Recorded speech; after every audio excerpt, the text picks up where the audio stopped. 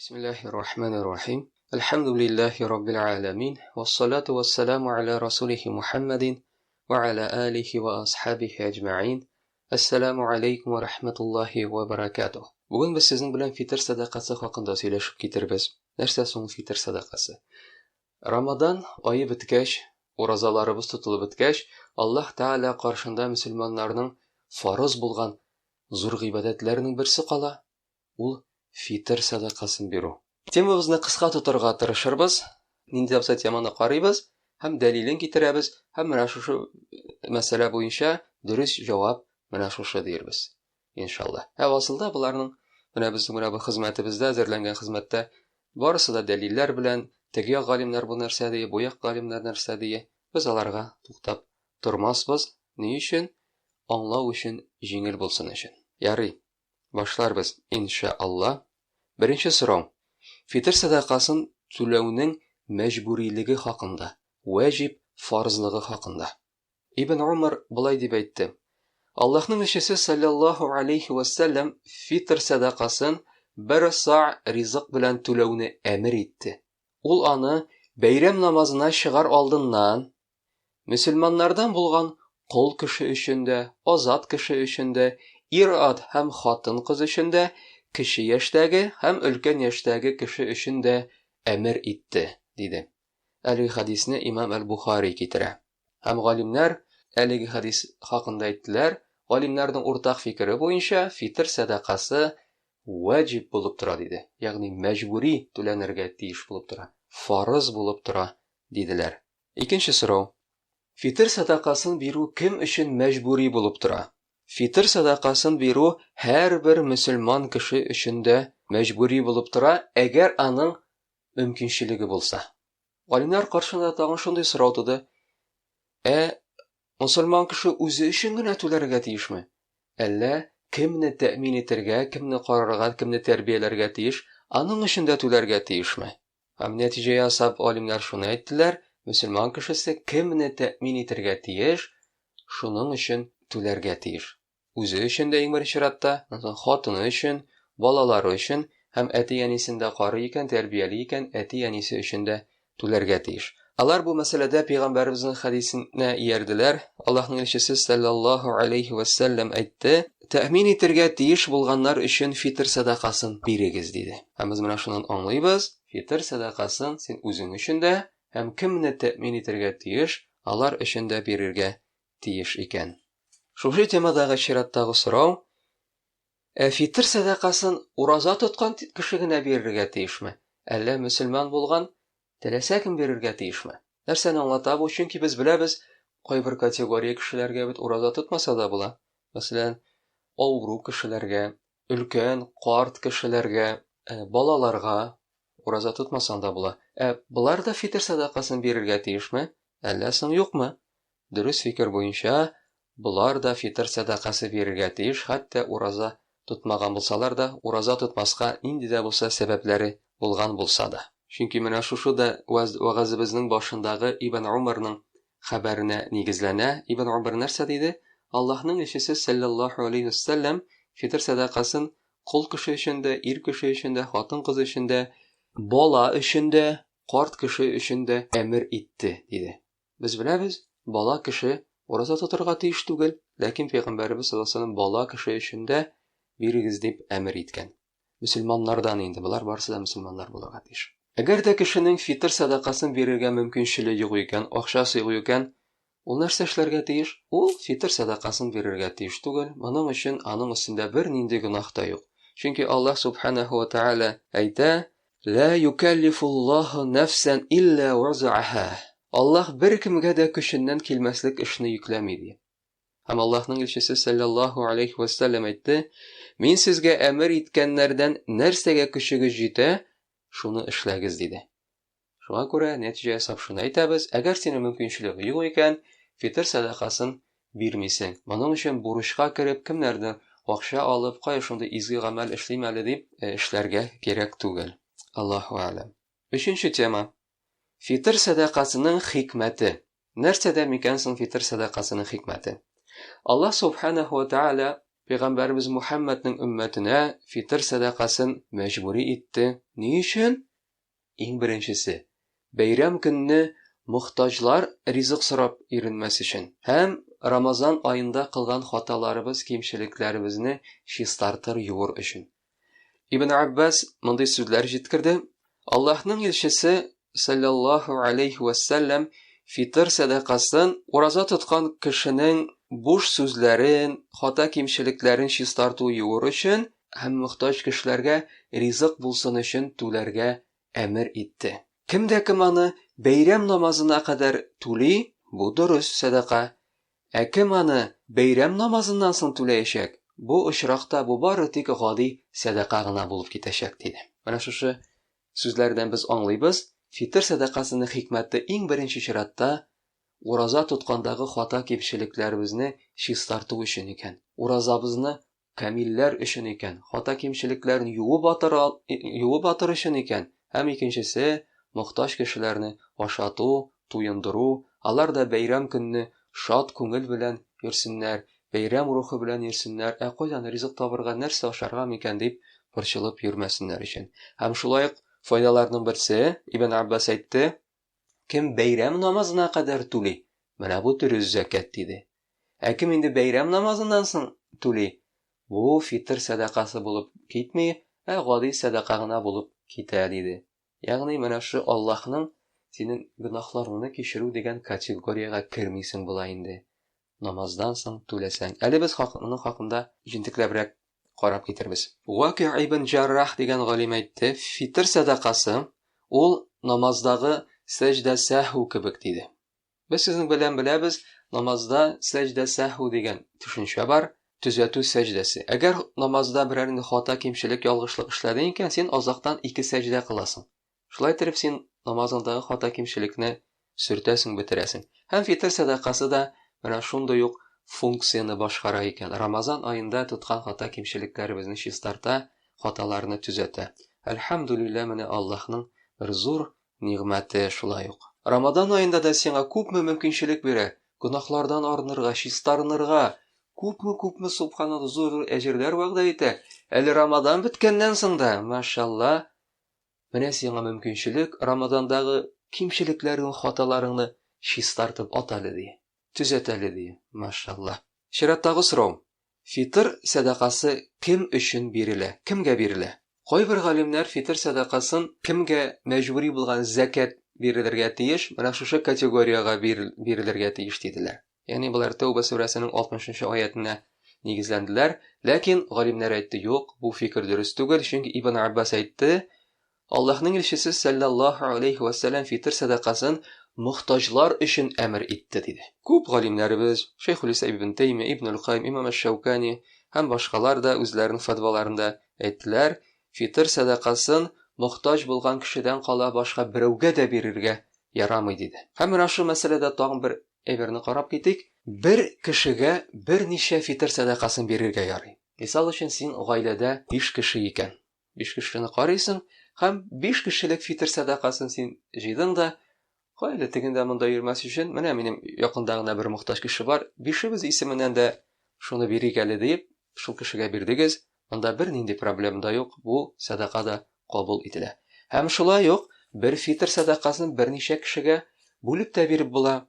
Мисал өчен, син фитр садакасы бирәм дип финики алдың, үзеңнең өлешеңне. Мисал өчен 4 кило азрак арттырып. Һәм синең күршеңдә 3 мохтаҗ бар, 3 әби бар, мисал өчен 3 пенсионер. Һәм син әйдә, менә бу өчесенә дә менә бу минем фитр садакамны бүлеп бирим әле. Монсына 1 кило тирәсе, монсына 1 кило тирәсе, монсына 1 кило тирәсе. Булай да дөрес. Ләкин менә шулай итеп биргән очракта син фитр садакасын биргән кешегә әйтергә тиеш. Кардәшем, менә бу минем фитр садакам, ләкин бу минем гомуми фитр садакасын берничә кешегә бүлеп бирелгән садака дип. Ни өчен? Чөнки әлеге кеше синнән бу фитр садакасын алгач, аны башка кешегә бирергә ниятләргә мөмкин. Кая теге кардәш биргән финикны миндә берим әле бер мохтаҗга дип. Менә шуның өчен искәртергә кирәк. Ни өчен? Чөнки фитр садакасының үз күләме белән бирсәң генә дөрес була. Әгәр күләменнән әз икән, синең фитр садакаң кабул кылынмый фитр садакасы булып. Менә шуңа бик тә игътибар итәргә кирәк. 5нче тема: фитр закатын, фитр садакасын башка шәһәргә җибәрергә ярыймы? Башка җирлеккә. Җавап: фитр садакасын башка җирлеккә, башка шәһәргә, башка авылга җибәрергә ярамый. Бары тик әгәр дә мәгәр нинди дә булса бер мөһимлек булса гына. Әгәр синең җирлегеңдә фәкыйрьләр, мискиннәр, мохтаҗлар юк икән, ул чагында башка шәһәргә, башка җирлеккә фитр садакасын җибәрергә ярый. Һәм шулай ук мөселман кешесе гаит намазын, ураза бәйрәмен кайсы җирлектә каршы ала, ул фитр садакасын шул җирлектә бирергә тиеш. Мәсәлән, Рамазанның соңгы 4-5 көнендә ниндидер бер шәһәргә килеп төште бу, командировка белән, эш белән, һәм бу Рамазан ураза гаитен шушы шәһәрдә каршы алачак, ул фитр садакасын да менә шушы җирлектә бирергә тиеш. Имам Маликтан сорадылар, бер кеше бар диде, ул Африкада яши, ләкин ураза бәйрәме вакытында ул Мисырда иде. Фитр садакасын ул нишләтергә тиеш, кайда бирергә тиеш? Һәм Имам Малик җавап итеп әйтте, бәйрәм вакытын ул кайсы шәһәрдә, кайсы җирлектә каршы алды, ул фитр садакасын да шунда бирергә тиеш, диде.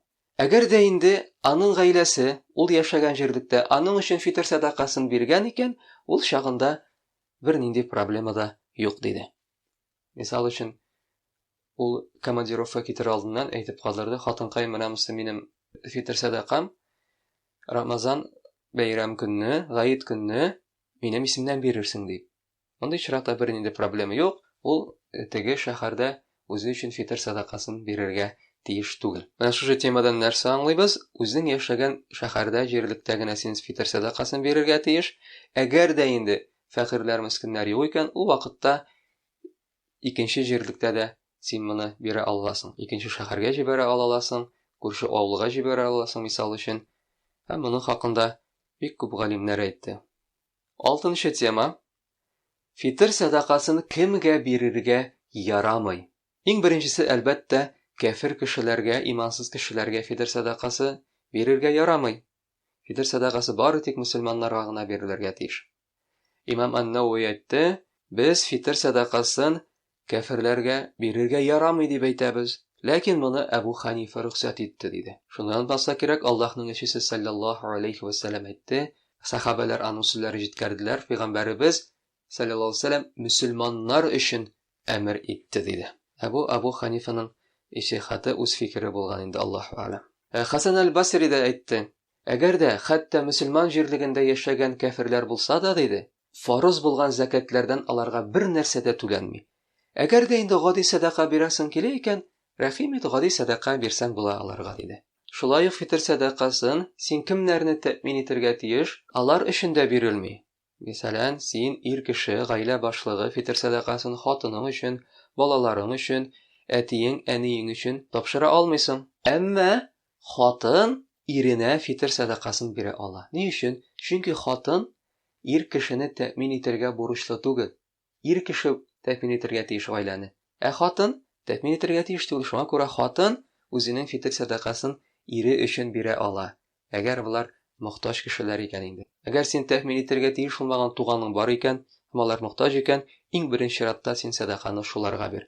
Чөнки бу садака булып та бара, һәм әле тагын туганнар арасындагы җепләрне ныгыту да булып тора. Без булар хакында алдагы вагызларыбызда сөйләгән идек. Шулай ук фитр садакасы бай булган, көчле булган, эшләргә хәле көче булган кеше өчен дә бирелми. Аллаһның элчесе саллаллаһу алейхи ва саллям әйтте, садака бай кеше өчен дә, көчле кеше өчен дә һәм эшләргә көче хәле булган кеше өчен дә бирелми, диде. 7нче тема: фитр садакасының күләме. Фитр садакасының күләме. Ибн Аббасның сүзләреннән хәбәр ителгәнчә, Аллаһның элчесе саллаллаһу алейхи ва саллям әйткән, фитр садакасын бер са ризык күләмендә бирегез дигән. Без әйтмибез, фәлән кило ризык белән бирегез, әнәк менә бер са. Нәрсә соң бер са? Бер са ул 4 мутка тигез. Ә нәрсә ул мут? Мут ул менә 2 учыңны бергә кушасың да, менә бит юганда без су алабыз бит. 2 учыңны бергә кушасың, менә шушы учка күпме ризык ярмасыя, менә бу 1 мут күләм була. Ягъни менә шул 2 учыңны бергә җыелган 2 учыңны 4 уч тутырып салсаң, ярмалар, ризыклар, менә бу була бер са. Һәм Пәйгамбәребез саллаллаһу алейхи ва саллям фитр садакасын үзенең 4 учын тутырып бирә торган булган ул бер са. Һәм галимнәр якынча шутлап чыгарып, менә Пәйгамбәребезнең бер са күләмен күпме була микән бу дип, якынча шундый фикергә килгәннәр 3 кило тирәсе дип. Бераз арттырганнар да, чөнки арттырып бирсәң бер инде проблема юк, кимрәк булса, ул вакытта проблема бар, синең фитр садакаң кабул ителми. Шуңа күрә менә шул фикер каршылыгыннан менә шушы проблемадан ирагаю өчен галимнәр әйткәннәр, якынча 3 кило бирсәң, дөрес була дип. Моның таблицалары бар, дүгенең менә шуның кадәр, карабудайныкы моның кадәр, борчакныкы моның кадәр дип, менә якынча 3 кило дип алсаң, син алданмассың. Димәк, нәтиҗә, фитр садакасының күләме бер са ризык. Нәкъ менә ризык. Нинди ризык? Ярмалы ризык, бер төкле ризыклар. Карабудай, дүге, борчак, фасоль, йөзем, финики, тагын нәрсәләрендә. Менә шундый бер төклеләр инде. Шулай ук онда, макаронны да монда кертеп була. Бу теманы аңлагансыздыр дип уйлыйм. 8нче тема. Фитр садакасы нәрсә белән бирелергә тиеш? Абу Саид аль-Худри әйтте: Без фитр садакасын бер са ризык белән бирә идек, ягъни бер са арпа, бер са финики, иремчек яки йөзем белән диде.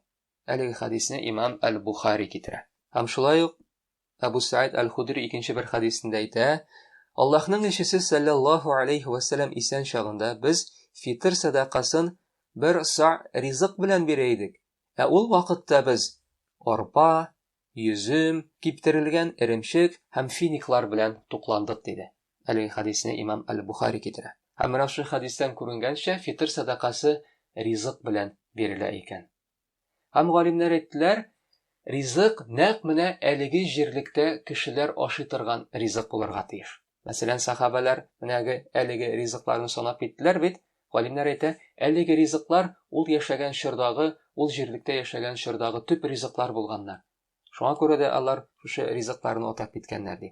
Әгәр дә мәгәр без яшәгән җирлектә башка ризык кулланалар икән, иң популяр ризык башка икән, син менә шушы ризык белән түләргә тиеш. Галимнәр әйтте, хәтта ди, әгәр дә әлеге җирлектә балык яисә ит белән тукланалар икән, син фитр садакасын балык яисә ит белән түләргә тиеш диделәр.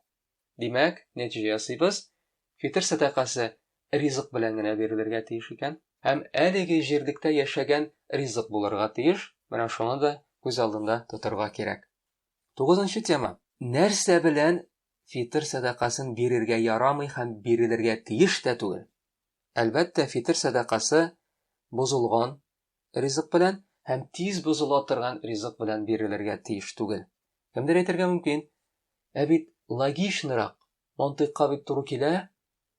Мисал өчен, берәр нинди камыр ризыгы бирү, пешереп вакытын уздырмасын, ашап чыксын әле. Бутка кертеп бирәм, мисал өчен, плов кертеп бирәм, аш кертеп бирәм. Менә бу минем фитр садакасы булып китсен, тамаклары туйсын да, бәйрәм намазына чыксыннар дип, без нәрсә әйтәбез? Юк, бу дөрес түгел. Ни өчен дөрес түгел? Беренчедән, Пәйгамбәребез саллаллаһу алейхи ва саллям мондый әмер итмәде. Сахабалар булай эшләмәде. Һәм галимнәребез әйтте, Ибн аль-Кайим мисал өчен, тиз бозыла торган ризыкка килгәндә, монда файда күбрәк кебек күренсә дә, бу дөрес түгел ди.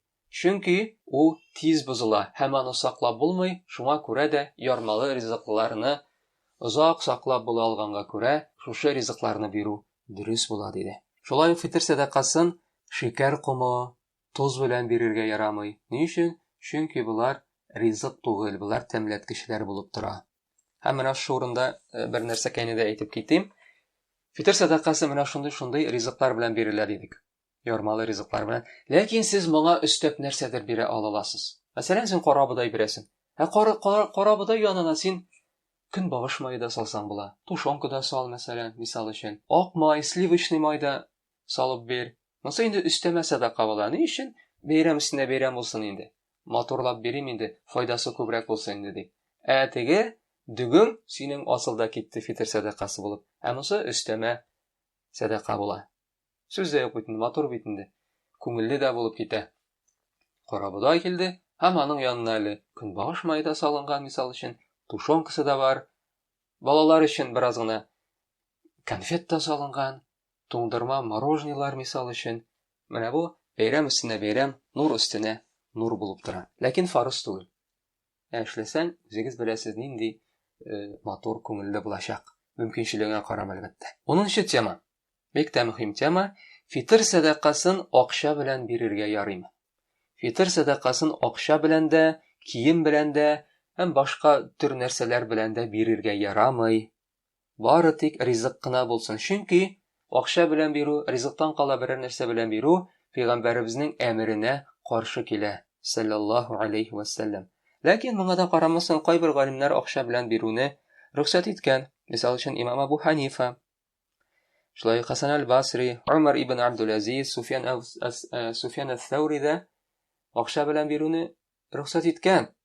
Ләкин әлеге галимнәр рөхсәт иткән дисәк тә, Пәйгамбәребез саллаллаху алейхи ва саллям рөхсәт итмәгән, аннан андый әмер юк. Шуңа күрә шул галимнәрнең үзләренең сүзләренә әйләнеп кайтабыз. Имам Абу Ханифа, башка зур галимнәр дә әйткән, безнең фикергә ябышканчы сез карагыз. Без бу фикерне каян алдык микән? Без нәрсәгә карадык микән әлеге фикерне әйтер ална? Чөнки мин бүген бу сүзне әйтергә мөмкин, иртәгә икенче сүзне әйтергә мөмкин. Шуңа күрә Пәйгамбәрдән нәрсә килгән, сез шуңа иярегез диделәр. Һәм галимнәр әйтте, Пәйгамбәребез чорында саллаллаху алейхи ва саллям ризык белән түләгәннәр. Инде ризык ашаганнар шуны түләгәннәр. Шуңа күрә акча белән түләү дөрес түгел диде. Чөнки аларның чорында да бит акча булган, динарлар булган, дирхәмнәр булган, бай сахабалар булган, акча белән бирүгә шулай ук мохтаҗлык булган, ләкин берсе дә акча белән бирмәгән. Ни өчен? Чөнки Пәйгамбәребездән әмер килгән ризык белән бирергә. Һәм Аллаһның илчесе саллаллаху алейхи ва саллям әйтте, һәммәгезгә дә билгеле хәдисләр, кемдә кем без әмер итмәгән нәрсәне эшли, ул аннан кабул ителмәячәк диде. Шулай кемдә кем дингә бездән булмаган нәрсәне кертәчәк, ул да кабул булмаячак диде. Имам Әхмәдтән сорадылар. Ул үзенең фитр садакасын акча белән бирмәкче булган, һәм аны сораганнар, бу кеше хакында нәрсә әйтәләсез ди. Һәм ул әйткән, мин моны кабул булынмастыр дип куркам ди. Чөнки бу Пәйгамбәребезнең әмеренә каршы килә диде. Саллаллаху алейхи ва саллям. Шулай Имам Әхмәд шул дәрес биреп утырганда, фитр садакасын акча белән бирергә ярамый дип әйткәч, моңа сорыйлар, ә монда бит кешеләр Умар ибн Абдул-Азиз акча белән дә бирергә рөхсәт иткән дип әйтәләр, диде. Һәм шунда Имам Әхмәд әйтте, Аллаһның илчесенең сүзләрен калдыралар да, фәлән кеше былай дип әйтте, фәлән кеше былай дип әйтте дип әйтәләр, диде. Без нәрсә күрәбез монда? Әлеге галимнәр нәрсә диде? Пәйгамбәребез әмер итте ризык белән, димәк ризык белән бирергә кирәк. Әгәр син акча белән бирәм дип әйтәсең икән, без куркабыз, синең бу гамәлең кабул кылынмас дип. Чыннан да бүген көндә дә әйтәләр, ислам уку йортларында да әйтәләр, устазлар, юк ди, категорически акча белән булырга тиеш ди. Бер нинди ризык белән түгел, категорически акча белән. Чөнки акчага мохтаҗ күбрәк хәзер ди. Менә ди, үләп кына карагыз ди, бер кешегә анда китерәләр, анда бик күп. Бөтен авыл бер кешегә алып килде ризыгын. Аның 2 капчык карабыдай җыелды, 2 капчык дүге җыелды. Нишләсен ул? Бозылып бетә бит ул ди. Шуңа күрә акча белән генә булырга тиеш ди. Без нәрсә дибез? Логично. Әмма дә ләкин безнең динебез мантыйкка, логикага иярми, дәлилгә иярә. Имам Әхмәднең сүзләрен китерәбез, ярарсың акча белән түлисең икән, мин куркам, синең бу гамәлең кабул кылынмастыр дип. Ни өчен? Чөнки Пәйгамбәребез акча белән бирергә әмер итмәгән. Шуңа күрә ризык белән кирәк. Аллаһу а'лам. Кемдер тагын каршы килергә мөмкин, тагын үзенең логикасын кушырга мөмкин. Соң акча бит инде мөһимрәк, акча мөһимрәк. Мин сезгә Пәйгамбәребезнең сүзен әйттем, мин сезгә галимнәрнең сүзләрен әйттем, аңлаттым. Мин шундый фикердә калам үзем, мисал өчен, ризык белән түләргә кирәк. Һәм тагын бер мәсьәләне әйтеп китәсем килә. Яхшы кешеләр әйтә, менә бит инде күп шул кадәр ризыгы җыла, бозыла бит ул дип. Соң күп икән, кайда куярга белми икән, өләшсен үзе, садака итеп бирсен. Әгәр акча кирәк икән, хыйшыгы сатсын, куйсын белдерү үзенең кардәшләренә. Кардәшләр, менә фитр садакасы миңа күп җыелды, рәхмәт инде сезгә, Аллаһ сездән разый булсын. Үзегез беләсез, бозыла торган бит инде. Каршы килмәсәгез, мин әйтәгез ярты бәясенә сатам. Кибеттән алмагыз, миңа гына килегез, яме дип. Менә шулай итеп, сатасың килсә, эпилик тузлык, әзрәк акчасы керер, бурычын капларсың, нәрсә булса алырсың. Яисә бүләк ит, күрше әбиеңә керт, күрше бабаңа керт, туганнарыңа бар, күчтәнәч кунакка барасың икән, күчтәнәч кысыр бар. Әйе, ике кыла карабыдай. Машалла. Димәк, гомуми нәтиҗә, фитр садакасы бары тик ризык белән генә бирелә, акча белән түләнми. Әйе, кайбер галимнәр акча белән дә бирсәң ярыйдыр дип әйткәннәр, ләкин аларның әлеге сүзләре пәйгамбәребезнең әмеренә каршы килә, һәм шуңа күрә без куркабыз аларның әлеге гамәлләре кабул кылынмастыр дип. Тәмам. Шираттагы сорау. Фитр садакасын кайчан бирелә? Вакыты кайчан моның? Ибн Умар әйтте, Аллаһның илчесе саллаллаһу алейхи ва саллям фитр садакасын бәйрәм намазына чыгыр алдыннан бирергә әмер итте диде. Әлеге хадисне Имам Бухари китерә. Имам Ибн Ат-Тин дә әйтте, фитр садакасын бирү вакыты иртәнге намаздан соң бәйрәм намазына кадәр булган вакыт арасында диде.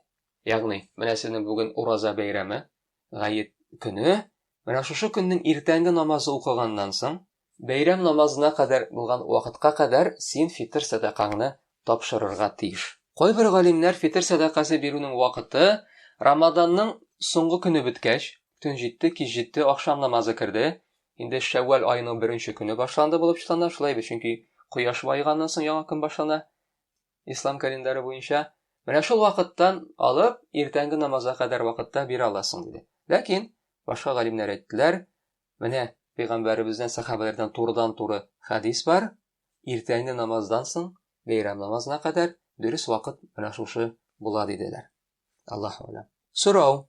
Фитр садакасын гаеткә кадәр бирергә ярыймы? Мисал өчен, Рамаданның башында, уртасында, яисә азагында. Дөрес фикер буенча бу дөрес түгел. Ни өчен? Чөнки Ибн Аббас нәрсә диде? Фитр садакасының да хикмәте нәрсәдә? Бәйрәм көнне мохтаҗларны тукландыру. Нәкъ менә бәйрәм көнне тапшырылырга тиешкән. Шуңа күрә дә галимнәр әйтә, әгәр дә син фитр садакасын алданрак бирсәң, алар бит моны ашап бетерәчәк, кулланып бетерәчәкләр һәм бу гает көненә калмаячак диделәр. Шуңа күрә дөресе фитр садакасы бирелә нәкъ менә гает көнне, иртәнге намаздан соң бәйрәм намазына кадәр булган арада. Әгәр дә син фитр садакасын нәкъ менә шушы вакытта бирә алмыйм дип куркасың икән, сиңа кайдыр китәргә кирәк, нинди дә булса эш буенча сине чакырдылар, ул вакытта син бер көн кала булса да тапшыра аласың. Һәм шулай ук берәр танышыңа, якын кешеңә син моны биреп калдыра аласың. Та кардәшем, менә бу минем фитр садакам, моны менә шушы кешегә тапшырырсың әле, чөнки мин бәйрәм көнне була алмыйм, минем өчен тапшырырсың әле дип. Монда бернинди проблема да юк, Аллаһу а'лам, чөнки Ибн Умардан килә, Ибн Умар үзе 1-2 көн кала фитр садакасын җыючы кешегә бирә торган булган фитр садакасын дип. Ягъни бу кеше бу фитр садакасын җыеп, моны мохтаҗларга тарата торган булган инде үз вакытында. Шулай ук бик мөһим мәсьәләне дә исегезгә төшереп китәсем килә. Фитр садакасы бәйрәм намазына кадәр тапшырылырга тиеш дидек. Ибн Аббасның сүзләрен карап киттек бит. Кем дә кем фитр садакасын бәйрәм намазына кадәр тапшырды, бу аның кабул ителде. Кем бәйрәм намазына соң тапшырды, бу бары тик гади садака гына булып китте диде. Шуңа күрә менә шуңа бик тә нык игътибар итегез, мөхтәрәм җәмәгать, бәйрәм намазына кадәр тапшырырга кирәк. Даими комитетның фәтвалар бирү буенча даими комитет галимнәре әйтте, кем дә кем фитр садакасын үз вакытында бирмәде, бу гөнаһ кылды диде. Һәм аңа тәүбә кылырга кирәк. Һәм барыбер соңыннан аны мохтаҗ кешеләргә бирергә кирәк диде. Кемдер әйтергә, чөнки кайбер кешеләр бик тә салкын кайрыйлар. Ярар инде, нәрсә инде, садака бит инде, алдан бирдең ни, соңыннан бирдең ни. Юк, субханалла. Син фитр садакасын ни өчен бирәсең? Рамазанда киткән хата кимчелекләр, гунахларын кичерелсен өчен. Моның шарты бар, син бәйрәм намазына кадәр тапшырырга тиеш, субханалла. Уйлап кара. 15 минутка соңга калдың, синең гунахларың кичерелмәде. Рамазанда киткән хата кимчелекләрең синең кичерелмәде, сөртелмәде. Әгәр кеше онытылып калса, бирергә онытып калса, ул барыбер фитр садакасын мохтаҗ кешегә бирергә тиеш. Нәтиҗә, димәк, фитр садакасының вакыты бәйрәм көнне иртәнге намаздан соң бәйрәм намазына кадәр булган вакыт аралыгында икән. Әгәр бәйрәм намазынан соң түләсәң, синең фитр садакаң кабул түгел, ул гади садака булып кына китә. Һәм менә шунда тагын шуңа да игътибар итәсем килә иде, бу имамнарыбыз, хәзрәтләребез өчен мәгълүмат. Һәммәгез дә белә, гаит намазларын бик иртә укыйлар. Мәсәлән, иртәнге намазны укыйлар да, ярты сәгатьтән соң гаит намазы дип игълан итәләр. Тәкъдим итәсе килә, гаит намазының вакытын бераз сузырга, ураза гаитенең вакытын бераз сузырга. Ни өчен? Чөнки кешенең вакыты калмый шушы фитр садакасын өләшергә. Һәм мохтаҗ кешенең вакыты калмый шушы фитр садакасын күчтәнәченнән үзенә ризык пешереп, ашап бәйрәмгә чыгарга. Чөнки моның асылы бит фитр садакасының мохтаҗлар тамакларын туйдыртып бәйрәмгә чыксыннар өчен. Шуңа күрә минем киңәшем, хәзрәтләр, авылларда мисал өчен, сузыгыз соңра гаит намазының вакытын. Куймагыз иртәнге 4-тә, иртәнге 5-тә. Куйыгыз иртәнге сәгать 8-дә, куйыгыз иртәнге сәгать 9-да, кеше рәхәтләнеп йокысын туйдырсын, бирергә теләгән кешегә күчтәнәчен бирсен. Менә үзегез дә уйлап карагыз, бер әбигә моның фитр садакасын бирергә кирәк. Һәм бу иртәнге намазны укыды, икенче яртыда, һәм чыгып китте, һәм дөбер шатыр бер әбинең ишеген шакый. Әби, ишегеңне ач, мин сиңа фитр садакасы алып килдем дип, субханалла. Шуңа күрә менә шушы киңәшне дә колакларына киртләсәләр, бик тә әйбәт булыр иде. Һәм вәгазебезнең азагында бик тә мөһим теманы кузгатып китәсем килә. Ул да булса, фитр садакасын акча белән мәчеткә тапшыру. Дөресме бу, юкмы? Мөхтәрәм җәмәгать, бу дөрес түгел. Мин моны үземчә уйлап чыгарып әйтәмме? Юк, мин моны үзем уйлап чыгарып әйтмим, менә шу карап киткән дәлилләргә нигезләнеп әйтәм. Беренчедән, без сезнең белән карап киттек, фитр садакасы бары тик ризык белән генә бирелә дидек. Акча белән бирелми. Без дәлилләрен карап киттек. Һәм шулай ук без карап киттек, фитр садакасы бәйрәм көнне иртәнге намаздан соң бәйрәм намазына кадәр булган аралыкта бирелә дидек. Дәлилләрен карап киттек. Өченчесе, һәм шулай ук әйттек, бәйрәм намазыннан соң бирелгән фитр садакасы гади садака гына булып китә, ул кабул түгел дидек. Һәм нәтиҗә ясап, нәрсә әйтәбез?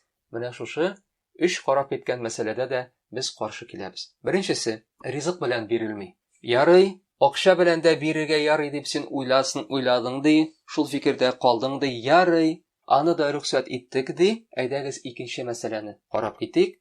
Нәрсә дидек? Фитр садакасының вакыты бар. Ул бәйрәм көнне иртәнге намаздан соң түләнергә тиеш. Югыйсә һич югы бер төн алданрак. Ә синең бу биргән акчаң шушы вакытта түләнәме соң? Син Рамаданның башында биргән акчаң шунда керәме соң? Юк, әлбәттә. Һәм өченчесе, бәйрәм намазыннан соң бирелгән фитр садакасы гади садака гына булып китә, ул кабул түгел дидек. Әле гаит көнне утыралар фитр садакасын ящикка салып, минем бик зур шик бар, бу фитр садакаларыгыз сезнең кабул булынмаячак. Ни өчен? Алда карап киткән мисаллар, дәлилләргә нигезләнгәнгә күрә. Кемдер үпкәләргә мөмкин, кемдер мине сүгергә мөмкин, ләкин бу минем сүзләрем түгел. Мин әлеге сүзләрне дәлилләргә нигезләдем. Әгәр дә сез мине сүгәсез икән, миңа каршы киләсез икән, үзегезнең дәлилләрегезне китерегез. Шулай итеп, гомуми нәтиҗә, мөхтәрәм җәмәгать, мәчетләрдәге акча тартмасы мәсьәләсендә фитр садакасын акча белән монда салу дөрес булмас дип уйлыйбыз. Шуңа күрә үзегез ризык белән мохтаҗ кешегә бирегез. Бәйрәм көнне иртәнге намаздан соң бәйрәм намазына кадәр булган аралыкта.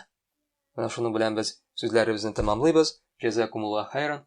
Аллаһ Тәгалә кылган уразаларыбызны, тоткан уразаларыбызны кабуллардан кылып алсын, фитр садакаларыбызны кабуллардан кылып алсын. Субханакаллаһумма бихамдик, ашһаду ан ла илаһа илля ант, астагфирука ва атубу илейк.